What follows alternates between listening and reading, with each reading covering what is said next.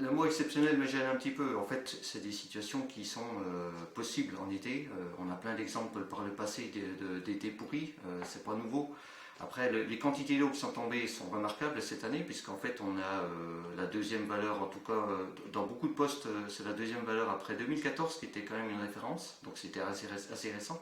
Mais par le passé, on en trouve plein de mois de juillet très très pluvieux, comme 36, 79, 81, 82, plus récemment en 2007, 2011, 2000, enfin, comme quoi il y a des exemples. Il y a des mois de juillet très secs, mais il y en a aussi des très arrosés, puis il y en a des moyens en fait. Et quand on regarde les 140 années qu'on a à Besançon par exemple, il y a 140 mois de juillet différents. Donc en fait, voilà, il peut tout y avoir. Donc c'est pas forcément. Le mot exceptionnel me gêne dans le sens que c'est pas quelque chose qui est impossible. Simplement les quantités d'eau qui sont tombées, et surtout sur la phase du 14 juillet, 15, 16 juillet, qui nous aura dû des crues, ont été effectivement remarquables. Et donc ce mois de juillet bat pas le record de 2014, mais il est quand même un des plus pluvieux jamais observés. Est-ce qu'on a une idée de la cause? Alors c'est souvent, alors ça fait 3 années on avait plutôt un temps anticyclonique, donc ce qu'on appelle une situation de blocage, c'est-à-dire un anticyclone qui vient se placer sur notre région et qui a du mal de bouger.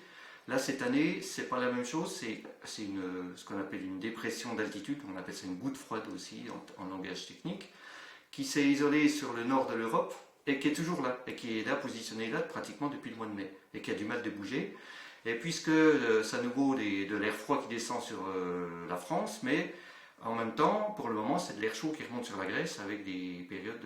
Alors, en fait, suivant l'emplacement de ces centres d'action, on les appelle comme ça, ben, c'est à nouveau soit un blocage plutôt frais et pluvieux, c'est le cas qu'on a cette année, nous, en France, ou s'il est décalé un peu plus sur l'Atlantique et puis que du coup c'est l'anticyclone qui vient sur nous, c'est à nouveau un temps chaud et sec pendant tout l'été.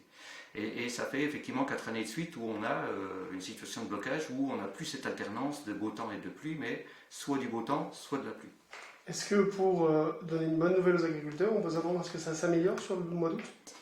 Ben, le mois d'août, c'est un peu loin de faire des prévisions. Déjà, on va regarder déjà cette semaine. Cette semaine, ben, ça annonce encore un peu automnal.